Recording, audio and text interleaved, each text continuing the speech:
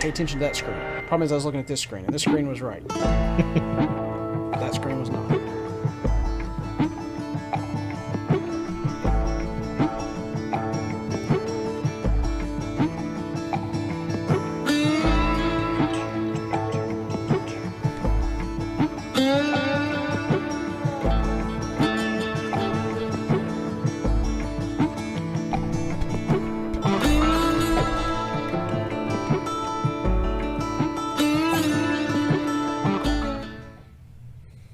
Alright guys, welcome to this episode of TNCBA's Tips, Tricks, and How-Tos, and we're moving into nighttime. I know a lot of people have already been night fishing for quite a while, several weeks. You've had your rodeos and stuff going on, but we're getting into those dog days of summer where it's really, really hot. You don't want to be out there during the day, and those fish are really feeding better at night than they are during the daytime. So we're going to be talking to you about our nighttime go-tos, just some different baits, whether it be finesse or some power fishing at night, because you can still get away with power fishing at night, and when they're eating it, it can't be beat. But a lot of times people are slowing down when the water temperatures are this high and you're out there at night. So Kelsey, let's talk about some of your go-tos and your favorites here for nighttime fishing. Okay, let's just start off with my favorite. Yeah. My favorite being the tube. Here, I'll hand that over to you. But there's really nothing special about it. I'm throwing a green, normally 9 times out of 10, it's going to be a green pumpkin tube. It's going to be with an 1/8 ounce head, and it's got that little wire brush guard on it. Now you like to cut that down a little bit, don't you? I do trim it back, and I actually take it and bend it so that way when the fish comes up onto it, it's a little more. It's not sticking them in the face. Yeah. It's not keeping them from getting that hook. Right. It allows them to go up over there. Good. And yeah, I like that. That way you can maximize your hook set. I mean your hookups and all that. But that's going to be my go-to. I'm going to go between a green pumpkin red, a green pumpkin orange roadkill, yeah, and then a green and blue Mesmo tube. The first two you can get at Bass Pro. They're pretty easy to find. The Mesmos you can probably find at Watson's, but those are my 3 go-to colors. It's very rare that I deviate from any of those 3. 9 times out of 10, it's going to be the green pumpkin red. I've just had a lot of success with that color. That's where I have my confidence. Right. So that's what I'm going to throw 95% of the time. And then your second one here, and then we'll talk about how you work it a little bit. Yeah. But your second one here is? It's going to be a little finesse jig. That one's more like a green and got a little bit of root beer into it. I threw a green pumpkin with a red flake trailer on there, but a lot of times I like to throw a red, like tomato chunk, small salty chunk or tiny salty chunk on that. But you can also go with your traditional black and blue with the black and blue flake chunk on it. And I'm going to work those two very similar. I'm going to just kind of work them down the ledges on these steeper banks. More of a drag as opposed to a hop. Yeah, because you just want to make those subtle little pulls, because these lakes that I'm going to be fishing this on, like Douglas, or a lot of times on Boone and Watauga, you've got a lot of steeper banks, and the slightest little bit of movement is going to create a lot of distance. Yeah. So I mean, so if you hop one, you may jump over the next ledge and pendulum out to your whatever. Exactly. And ledges seem to play a lot in the nighttime, wherever that bank comes and drops and then makes a little ledge. Those bluffs that you're fishing. They're sitting on those shelves. Right. They're just waiting something to fall down in front of them and eat it. So those are my first 2 go-tos. I've had a lot more success with the tube and the jig in the past. Now we're going to get into the worms and things like that. This next one is a shaky head rigged Senko. And Senko is just one of those baits I keep tied on a lot of times year round. It's good. It's versatile for many different types of fishing. Yes. But going like to Douglas, Cherokee, places like that, I've had a lot of success with the Senko on a shaky head. Versus just a typical finesse worm. Yes. More of a stick bait. And if we talk about like even downsizing that stick worm a little bit, you've got your Ned Rig. Yes. Which the Ned Rig came on the scene. It's blown up. it's a smallmouth killer. Have you seen that they're making a smaller Ned Rig? Even smaller? They're going with like a micro type size. That could be good. I just seen that earlier last week. So these fish are always looking for something different. Something to look out for. Well, that'd be good. But like I said, the Ned Rig is great for smallmouth. So like Cherokee, Watauga, Holston, Boone as well. That Ned Rig is a big player. And like we said, it's downsize. It's super finesse. Now you can get some Magnum size Ned Rigs and stuff, but that TRD is an even more finesse style than that stickworm you have there. And it's the same way. Dragging it just along the bottom. Exactly. And as much as I don't like to finesse fish and slow down, that's why I struggle sometimes at night, that Ned Rig gets bites. And whether it's big fish, smaller fish, whatever it may be, that Ned Rig's really good. That Shaky head's awesome at night. So I think the biggest key is understanding that these fish their metabolism is at its highest. They're going to feed up. They're going to feed a lot. But you're still going to have lulls. It's going to happen pretty quick in these windows. So like when you're around these areas, moving this bait through high percentage areas, moving it slow, you're keying in on those high percentage areas because those fish have moved out to these bluffs. They've moved out to these points. So you don't have to fish as fast because I don't feel like I'm trying to cover as much water as I might in the springtime during the day. So the nighttime deal is these finesse baits, we're dragging them, we're hanging out in these areas for a long period of time. Yeah, and with Dad and I, a lot of times we'll work a bank to death at night. Right. I mean, that's just what we do. We just go back and forth, and they just keep on loading up. There's more fish to be caught. They're moving up and feeding, they're moving back out, and it's just this constant ebb and flow of these fish moving up to feed, pulling back out, moving up on these ledges that we're talking about, or these high spots, and back and forth. And you all saw that on Douglas. If you go back and watch our Douglas recap show there on Gunnersville as well, you'll hear Kelsey talk about he noticed those fish moving up a little bit there in the night. You know, so they'll move up there shallow. So this finesse stuff and slowing down really helps because those fish are moving back and forth, and then also really milking that area and working that area for a while. And it's like you'll go through periods where it takes forever before you catch another fish. Right. But you'll go through a phase where you catch 5-6 fish. Right there in a short stretch. Yeah. Because they've moved up into that spot. Exactly. So that's your finesse go-to. So a tube number one, that jig like a bitsy bug or any of these little smaller jigs. Number two, mixing in a worm depending on what lake you're on. But let's talk a little bit about some power fishing at night. And cranking at night can be excellent.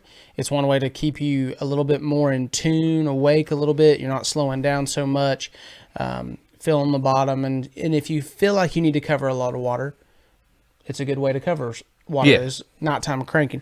So let's talk about your favorite nighttime cranking bait here. Now going down to Douglas, I stumbled on this color. I got my butt whooped on it one cloudy day.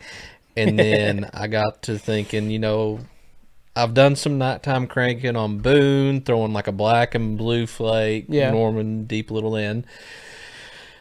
And then I've grown to love that color on Douglas. I've had great success with it. That color is fried green tomato.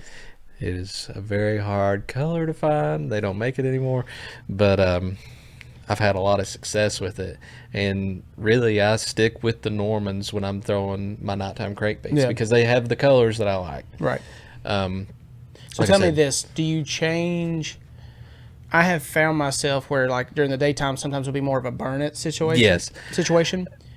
I'm going to crawl the later it gets, the more I slow down with it. But I mean, they're searching for that vibration. They're feeling it. They're using their lateral lines. That's how they're locating and this. It's clicking along rocks. Or deflecting off that cover just like it does in the daytime. Exactly. I mean, these fish are feeding all the time. We act like they can't see something at night or whatever, but they're still feeling a lot of things, and they're still eating shad. They're still eating crayfish at night. It's like this. How do blind fish eat? Yeah. So if we have one that's blind, they're using that lateral line a lot. Yeah. or if they're in dirty water. Yeah. You know, you think about a muddy water situation, they're using that lateral line a lot. So cranking is big, but I will slow it down. I will crawl it across more debris. I will crawl it across those rocks. So it'll be a little bit slower with that 5/4 to 1, that winch that I'm throwing and stuff. And I'm looking more or less when I'm throwing that, I'm either throwing it close to a steeper bank or I'm throwing it on long tapering points. Yeah. I want to get it in those areas where I'm trying to keep contact as much as I can with the bottom, the structure or whatever I'm fishing around. Okay. So that's Now, what I'm focusing on. So the other big power play, the power bait that you're going to throw is going to be a nighttime blade, a nighttime spinnerbait. And with a nighttime spinnerbait, we talked about this earlier in the year when we were talking about spinnerbaits altogether, was thinking about lift. Okay. Your willow blades are going to create the least amount of lift. Your Colorado blades are going to create the most. Your nighttime blades are typically single Colorados, big old single Colorados. You are slow rolling to make that thumb, and you're slow rolling it a lot of times. And think about the amount of lift, because if I'm wanting to fish a certain depth, that Colorado is going to create a lot of lift. So if I reel it faster, it's going to want to climb. The only way to counteract that is to maybe throw a heavier nighttime spinnerbait than you typically do. And a lot of times this time of year, we hear of 1.25 ounce, 1.5 ounce nighttime spinnerbaits for fishing a little bit deeper, and that's because there's just so much lift with that nighttime blade. But again, you want a good thump to that nighttime blade. And I hear a lot of people also not just casting it out and reeling it slow, but working it like a jig. Okay, you throw it up there on a bluff, or you throw it up on a steeper 45 bank. Take that nighttime blade and lift it, kind of like you would a silver buddy, where you just feel the flutter. Yep. So take that nighttime spinnerbait, throw it up there, lift it just hard enough and fast enough so you feel that blade thump, and then let it fall again. Lift it up, let it fall, and work that nighttime spinnerbait down that bluff, because again, we're talking about those ledges. That bluff's going to come down and have a little kick out here and there, and just work it up like a jig. And I was going to say, another bait to work into your arsenal is along that same line is a chatterbait. Well, and Dad proved that last year. That's not one I'd ever picked up at not much or anything like that. But that chatterbait's creating a lot of commotion underwater at night. It's creating a lot of disturbance. And he had a really good run down there last year throughout the night. On Boone and Douglas. Yeah, Boone and Douglas with a chatterbait. So the chatterbait will play at night as well. And those are some great power fishing baits that allow you to speed up a little bit and work things a little bit faster. Exactly. But before we get off of here, let's talk about some colors. Okay. Color, as we've learned about looking at color through the water column, as you go further down and deeper down and it gets darker, less light penetration during the day, colors don't look the same as they look to us on the surface and stuff. Exactly. So your watermelon colors versus your green pumpkins, you're going to have something that's going to have a darker profile down deeper. Now, I've heard Dudley talk about this before. He likes to throw watermelon colors shallower, something a little more natural. You got a little more light penetration. It's a little more translucent. A little more translucent. Down deeper, he'll throw green pumpkins and stuff like that. You get a better contrast to what's around you. So you've got to think about that when you're picking out your colors. You know, that black and blue is, especially on like a dark night, new moon, that black and blue is going to really be an even darker profile than what's around it. But you talk about nighttime spinnerbaits, you hear a lot of times throwing a red and white skirt whenever there's a full moon, because you're still going to have some light penetration. You're going to have it pick up what little bit of light's out there. So when you're thinking about your colors, you're thinking more about contrast at night, and with it so dark out. They're not as much seeing the red flakes or necessarily all these little nuances in the color. It's more about the contrast. And Kelsey talked about that Mismo having like green pumpkin with the blue blue tail or the blue tentacles. You're looking at contrast when it comes to your colors at night. So keep those things in mind as you're out there fishing at night. You're moving a little bit slower. You're going to have these windows. Fish are still feeding. They're feeding quite often, but they're going to move up and move out, move up and move out. So be keeping that in mind as you're fishing. One thing I want to add to that is, like you're talking about, really, the reason why Dad and I fish slower and we stay on certain places is because of that. Right. Fish places that you have history on, there's fish there. There's always fish there. And that's what we go to. We fish places, we've caught fish year round, different times of the year, and we've always been able to catch fish there. And that's what we focus on at night. We focus on places we've had history, and we've been able to catch fish, and we just stay there. And we just work it very thoroughly, I guess you'd say. But waiting for them to move up there. But I mean, the fish are going to move up there. If you know there's fish there, stay there. And fish it. Because at some point they will move up. And they will feed. And that's one thing I like about the nighttime is you can kind of condense the lake down to some smaller areas. You know those fish, and we're going to talk about this in the next episode when we talk about the thermocline, talk about some of these nighttime areas.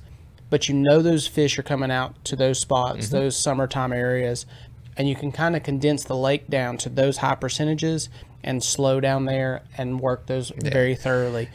You don't have to do a bunch of running. No. You don't. No, and nighttime, a lot of times you don't want to run because it's harder to see. You're out there at night. So settle in. So, guys, with these nighttime go-tos, again, the focus is key in on those fish moving up and down, okay?